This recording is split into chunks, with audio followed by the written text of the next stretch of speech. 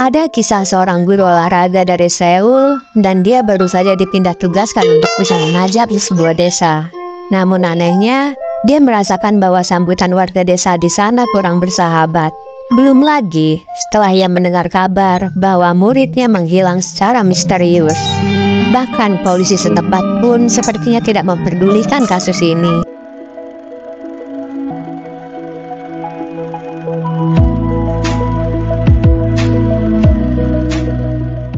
Berawal di sebuah jembatan, terlihat seorang perempuan yang bernama Soyun sedang berjalan dengan raut wajah depresi. Namun tiba-tiba, muncul sebuah mobil yang menghadang dirinya di depan. Di sisi lain, ada seorang pria yang bernama Yok Chol datang ke restoran. Ia memarahi teman-temannya di sana, lantaran Yok Chol menganggap bahwa guru yang melatih anaknya itu seorang penipu. Tak terima disebut penipu, pertengkaran pun terjadi di sana. Dan lantaran membuat kegaduhan di acara makan malam, pada akhirnya Yok Chol pun dipecat dari pekerjaannya, yaitu sebagai pelatih tinju. Pada keesokan harinya, Yeon Soo memberitahu Yok Chol untuk datang ke sekolah di desa untuk mengajar sebagai guru olahraga di sana. Namun di perjalanan, ban mobil Yok Chol pun bocor di jalan. Ia pun segera menelpon mobil derek untuk bisa menjemputnya ke bengkel. Di tempat kejadian, Yok Chol pun tanpa sengaja melihat brosur orang hilang di papan pemberitahuan. Sesampainya di bengkel, Yok Chol pun melihat ada seorang siswi yang bertengkar di sebuah jalan. Yok Chol di sini menghampirinya dan membubarkan paksa perdebatan mereka. Di sini, Yo Jin seorang siswi pun memberitahu bahwa jika Soyun tidak kembali, maka ia akan membunuh mereka. Lalu Yo Jin pun pulang. Di jalan, Yok Chol bertemu seorang polisi yang bernama Dong So, yang ternyata murid Yok Chol saat masih melatih tinju dengannya. Shin pun berpindah ke Yo Jin. Ia pergi ke rumah nenek Soyun, dan sang nenek di sini sangat mengkhawatirkan cucunya yaitu Soyun. Namun, Yo Jin pun mencoba menenangkan hati si nenek dan akan segera melaporkan kejadian ini ke polisi. Pada malam hari, kita bisa melihat di sini Yok Chol sedang berlatih, namun di sebuah gang, ia melihat seorang wanita yang dipaksa untuk masuk ke dalam mobil. Yok Chol pun sangat kebingungan dengan kota ini, dengan tingkah laku aneh warganya di sini. Berpindah ke Yo Jin, saat tengah malam berjalan pulang ke rumah, ada seorang pria misterius yang mengikuti dirinya di belakang. Untungnya, Yo Jin pun bergegas untuk masuk ke bus sehingga pria tersebut tidak berhasil untuk mengejarnya. Esok harinya, di hari pertama bekerja sebagai guru olahraga, Yok Chol memperkenalkan diri kepada para wali murid di sana. Ketika jam istirahat, tanpa sengaja Yok Chol bertabrakan dengan seorang siswi hingga ia terjatuh. Di sekolah, Yok Chol juga bertemu dengan Yo Jin, seorang siswi yang ia temui kemarin ketika dirinya bertengkar dengan siswi lain di jalan. Di sini, Yok Chol menanyakan kabar dari seorang siswi yang bernama Soyun, yang kedapatan bahwa 1 tahun ia tidak masuk ke sekolah. Namun di sini Yo Jin pun kesal, lantaran para pihak sekolah tidak mengetahui apa yang terjadi pada siswinya. Di ruang guru, Yo Jin pun terlihat sedang dimarahi karena kedapatan memasang poster dari Soyun. Dan ketika Yok Chol sedang ke toilet, dirinya melihat bahwa ada seorang guru yang bernama Jisung kedapatan keluar dari kamar mandi wanita di sana. Di dalam toilet, Yok Chol pun tanpa sengaja melihat Yo Jin yang sedang memanjat pagar sekolah di luar. Yok Chol di sini pun langsung bergegas pergi untuk mengikuti jejak dari siswinya. Di jalan, Yok Chol pun melihat kampanye dari calon gubernur di sana. Namun ada seorang pria yang berorasi bahwa semua penjabat di kotanya ini adalah seorang pembohong. Tanpa menghiraukan kampanye itu, Yok Chol pun segera mengikuti jejak dari siswinya tersebut yang masuk ke dalam klub malam. Ternyata, Yo Jin memaksa masuk ke tempat ini lantaran dirinya ingin mencari Soyun di sini. Hampir saja perkelahian pun terjadi di sini. Dan untungnya, Yok Chol pun datang tepat waktu untuk membawa siswinya pulang. Ada jelas lu. Di luar klub, Yok Chol pun dihampiri oleh seorang wanita di sana. Dan di sini, Yo Jin menanyakan tentang keberadaan Soyun. Dan si wanita pun menjawab bahwa jika ingin tahu informasi lanjutnya, silakan bertemu dengan Madam Isaeul. Di mobil, Eugene berkata pada Yok-chol bahwa dirinya akan terus mencari keberadaan Soyun.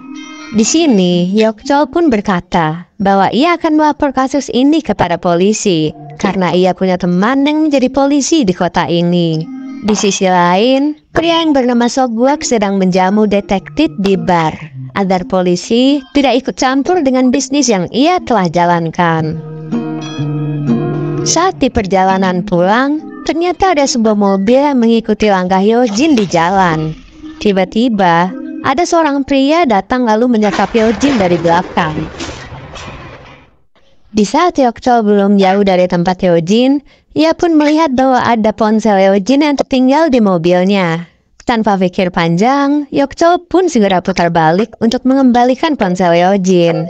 Tapi tidak disangka-sangka, ketika di jalan, ia melihat siswinya yang tergeletak di jalanan akibat ulah pria yang berniat jahat terhadapnya. Yok-chol pun bergegas membawa siswinya itu ke rumah sakit, dan di sana ada detektif yang ikut datang dan ia berkata bahwa akan menelusuri kasus ini. Di rumah sakit juga, Yok-chol bertemu dengan Dong-so yang menanyakan kasus orang hilang yang bernama Soyun kepadanya. Namun, Dong-so pun menjawab bahwa membuat surat kasus ini harus butuh persetujuan dari seorang wali. Keesokan harinya, Yok-chol pun pergi ke rumah nenek Soyun untuk menandatangani surat orang hilang. Dan surat pun diberikan kepada Dong-so. Namun, akibat dia terlalu lama mengurus surat itu, Yok-chol pun sampai terlambat datang bekerja. Dan saat istirahat, Yok-chol bertanya kepada guru lain perihal hilangnya Soyun. Namun, jawaban si guru pun terlihat seperti tidak peduli dengan kasus ini.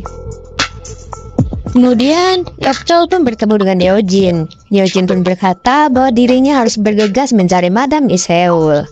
Di sini, Yok-chol melarang tindakannya karena dirasa sangat berbahaya. Berpindah ke Shin Dong-so, ia pun ditegur oleh atasan perihal dirinya dilarang membuat surat laporan orang hilang tersebut. Di sekolah, Yok-chol melihat Yeojin sedang berjalan berdua dengan guru Jisung. Dan di kamar mandi wanita, Yok-chol melihat sebuah asap di jendela. Yok-chol pun bergegas ke sana dan menyuruh para siswi nakalnya untuk masuk ke kelas. Namun di toilet, Yok-chol melihat bahwa ada sebuah kamera yang dipasang tersembunyi di sini. Yok-chol pun lalu bergegas memberitahu atasan perihal adanya kamera itu. Namun atasan malah memarahinya akibat tindakan dia melapor polisi perihal kasus Soyun. Namun, Yok-chol di sini penasaran dengan isi rekaman kamera itu. Ketika diputar, ia pun terkejut karena ia melihat bahwa guru Jisung lah yang memasang kamera itu.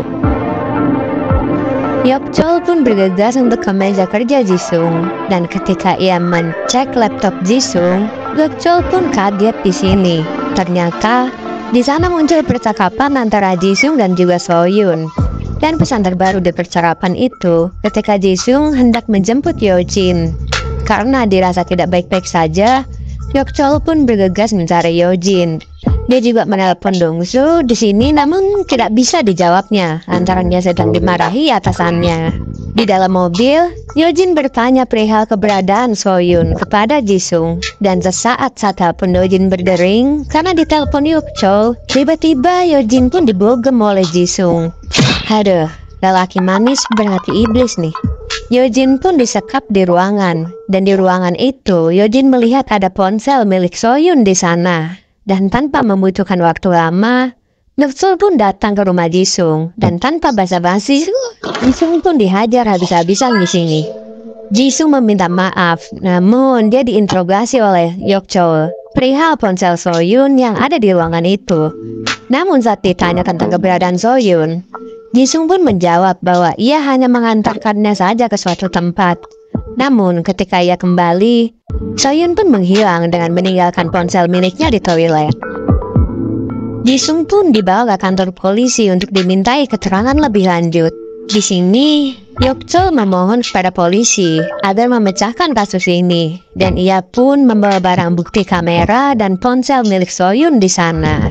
Berpindah ke Shin So-guk, polisi menelponnya dan berkata bahwa ada seorang guru olahraga yang bernama Yok Chol sangat perlu diwaspadai akibat ia sudah tahu jejak dari So-yun. So-guk pun langsung memberitahu Gubernur Kim atas masalah itu.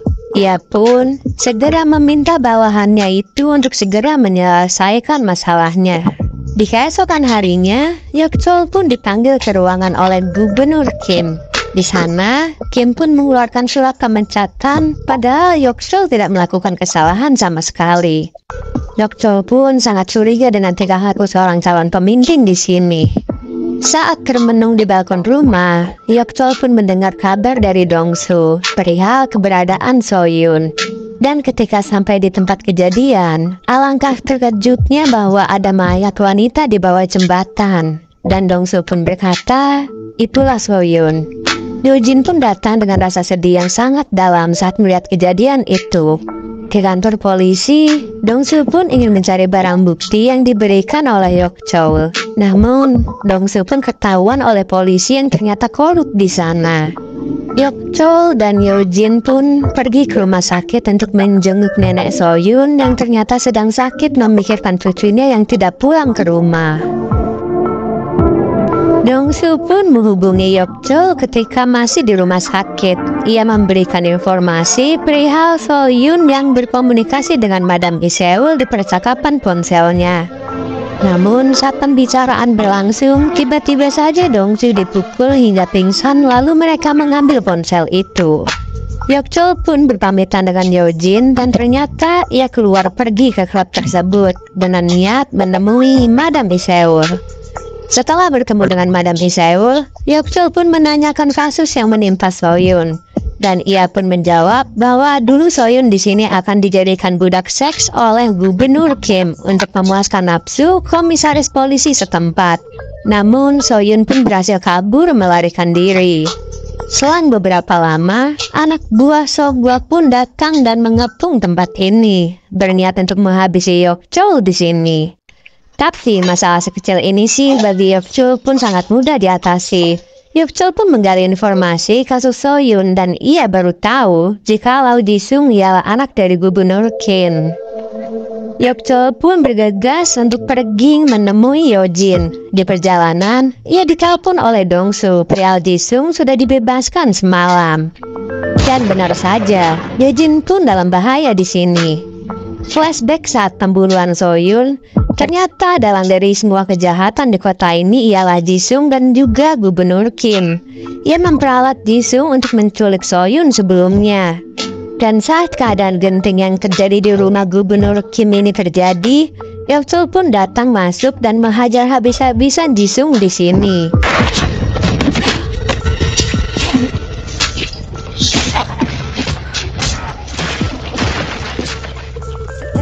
Ia berhasil sampai ke rumah ini berkat bantuan informasi dari Dong-soo. Lalu berpindah ke scene calon Gubernur Kim yang telah berhasil memenangkan pencalonan di sini. Ia pun secara resmi menjadi gubernur di kota ini berkat bantuan para polisi korup di kota ini.